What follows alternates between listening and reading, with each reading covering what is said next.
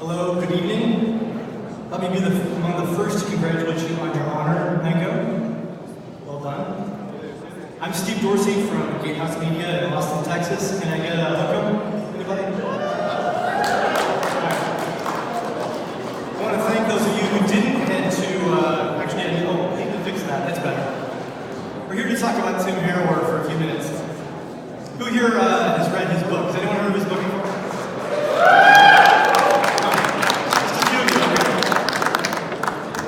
I want to thank those of you who maybe did not head to see Hamilton tonight and instead opted for this performance of what we're calling Timbleton. A closer look at Timbleton. What a privilege to be asked to help pay tribute to the one and only Tim Harrower. And what a challenge to properly capture all that we love and celebrate about him in mere minutes. I know, Matt, we're on the clock. He's quite complex, of course. It's been such a joy reaching out to dozens of designers, art directors, students, teachers, colleagues, and general Harrowerites, and hearing all their anecdotes and accolades. Before we touch Tim's accomplishments, let's first reflect on where it all began. Tim's always been a sharp-dressed man. Here he is at 5 or 6 years old behind a lamb cake that his mom used to make for his birthdays. No wooden blocks, drop caps were on his mind even back then. Tim has had a flair for drama since his early years. Did you know he was a print media child star of sorts? He was featured on his billboard that was all over the Detroit area in the late 50s and early 60s. But exactly when and where did Tim become Tim, the design guru? Tim started the Eagle Enterprise, a high school newspaper, when he was, a school newspaper, when he was a 5th grader in Farmington, Michigan. He was clearly born to be a newspaperman. Check out that custom hand lettering. Sweet, sweet font. Tim always liked to travel, but before he toured in guru-level planes and suites, he hitchhiked across the U.S. from Michigan to California, at least 2 times, between high school and his 3 attempts at going to college.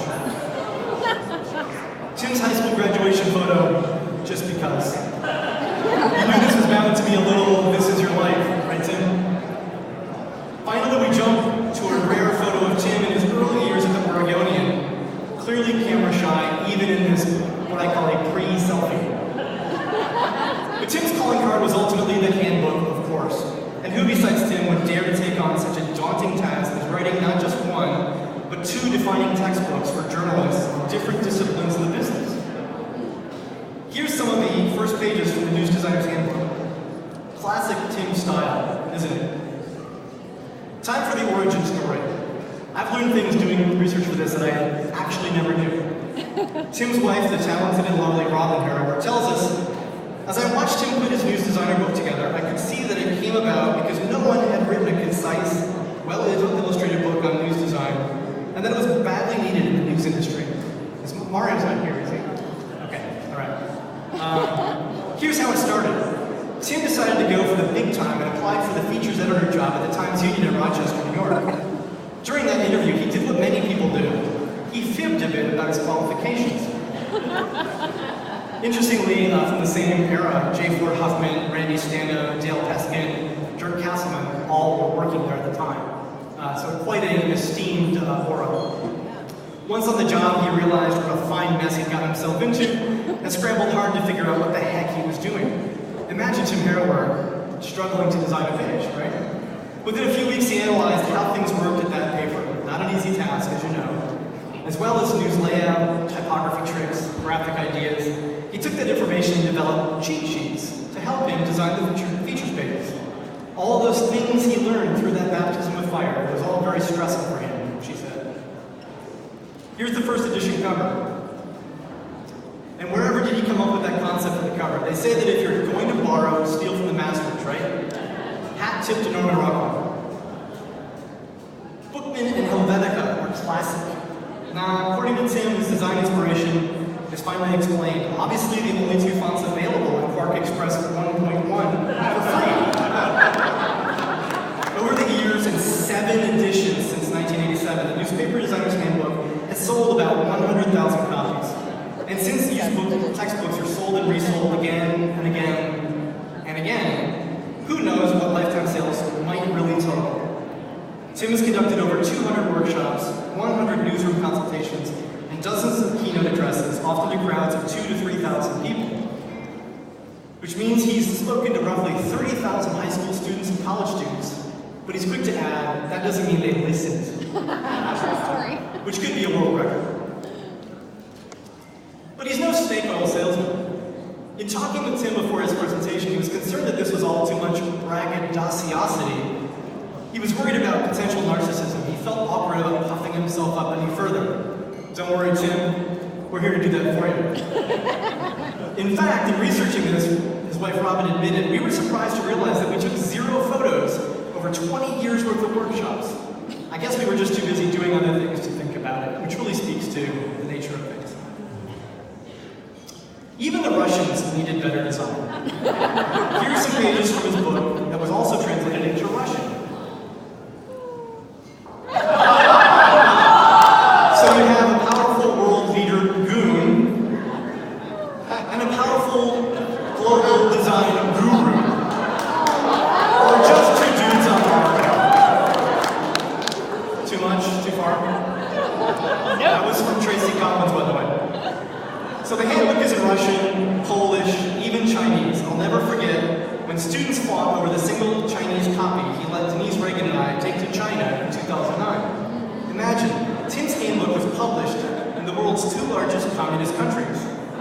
Hopefully this means news design is improving and free speech seasoned with humorous editing is spreading all over the globe. Marlon, is that correct? Okay, there you go. Thank you. But as we all know, good design has a price. A number of people we asked for comment also replied to screen captures, cheering on Tim's retirement plan a la Amazon. But who among us hasn't spent a few $1,000 on a college textbook? One single book. $1,299. That's insane, but I have a couple copies I'm going to post up after this. A few years after the handbook hit its stride, Tim left the Oregonian to do workshops full-time and to write the NDH sister project, his second book, Inside Reporting. Who here has read Inside Reporting? It's amazing text. He designed the concepts into single spreads. I mean, it's amazing. Robin summarized it best once again. It's safe to say from college through his professional life that Tim amassed a body of work and experience that he cleverly packaged into both of his books. They represent his creativity and his experience, as well as his ability to see things that others may not see, and to teach all of it without intimidating his audience. Inside Reporting has sold out 50,000 copies, plus resales. So Tim really built an empire out of writing and teaching design, reporting, editing, and thinking, really, when you think about it. He's also known for some of the best custom slides and presentations in this organization's history. But wait, there's more. We can't sign off without noting a couple other important projects, and he's like, can this please end right now? The Edge. Woo! The Edge! For those that somehow don't know, and shame on you, Tim managed to talk Oregonian editors into letting him write a column. Well, half a column, technically. It was 6 picas wide, called The Edge because of its position on the side of the page and, well, its edgy tone. It was a unique, one-of-a-kind, self-torture assignment only Tim could assign himself, and then continue one-upping himself, later evolving it into a full-on interactive experience, an entire pre-internet community. All told, Tim wrote 6 of the Edge columns a week for 3 years, nearly 1,000 Edge columns total. That was enough of that. And contrary to rumors, he was not simultaneously playing guitar for YouTube. So what else is there to achieve after all that? Tim set out on a passion project, the Climate Migration Guidebook, in which Tim pitted his design superpowers to help save the world. Al Gore has nothing on my man. But so many generations of designers mostly know Tim through the Tim Harrower experience, TM, from his live shows. Like any good musician, Tim knew that the real money came from touring behind a strong album. So once he had the handbook worked out, he took his show on the road. Here's Tim at a workshop for high school journalism students. Who here's seen a show with Tim leading the band? A couple of you. Robin shares that after each workshop or speech, Tim would always remain behind to answer additional questions, and the folks who waited seemed to have great affection for him, No doubt because they knew that he knew what their work lives were like, and I think he was beloved for that.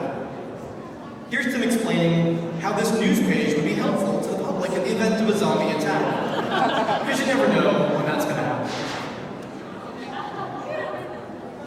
Speaking of brains, Tim was never shy about putting that big design brain and bigger heart on display.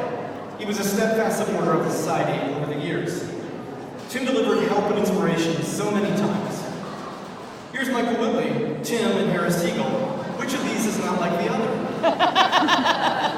Tim listens patiently as Whitley and Harris debate whether soccer or hockey is in fact the great game. This is where Harris was supposed to pop out from behind the curtain, but he had some government operation secret project he was working on. Sorry, Tim. Tim hosted a SmackDown game show. Even in his humorous gigs, he was so focused on details, the screen resolutions, the placement of everything. Part of why we love him is the details. Speaking of rock and rollers, Tim could always put on a great show.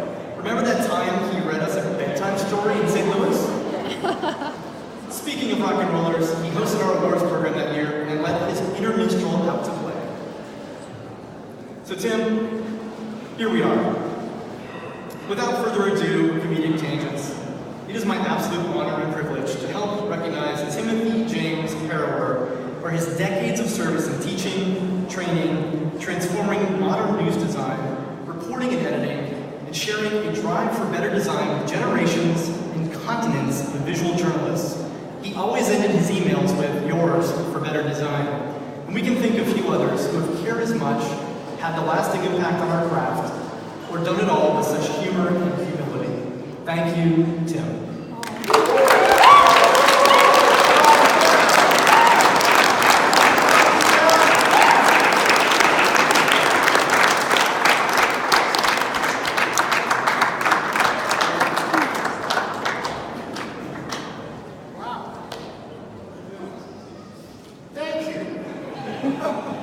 A standing ovation, I can't believe it.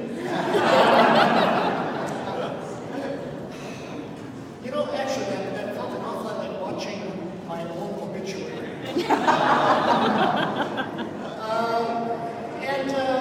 To be honest, I was never that great of a designer. I was never a great writer. But somehow I managed to figure out how to merge writing and design in entertaining ways. Or at least, I amused myself. When I started out, I was just a doofus, surrounded by crusty old editors and cranky reporters and crazy photographers who had no use for my designer bullshit. It seemed like they all had their own club, and I was an outsider. You know what I mean? Until I started meeting artists and designers who were smart and creative and fearless, and we formed our own club. And SND was our clubhouse. And so as the years went by, we taught each other, we stole from each other, and we created things that were beautiful and meaningful and true. Sometimes I think that's the secret of life. Create things that are beautiful and meaningful and true. Anyway,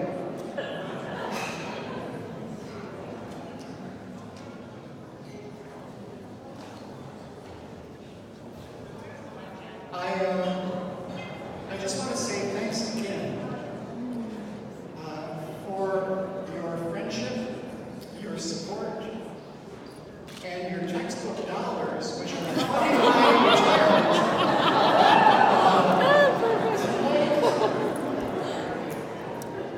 I'm now officially retired as of tonight. This is the last public speaking I'll ever do. Because I think I've said everything. I don't have anything left to say. But other than to say thank you, SND,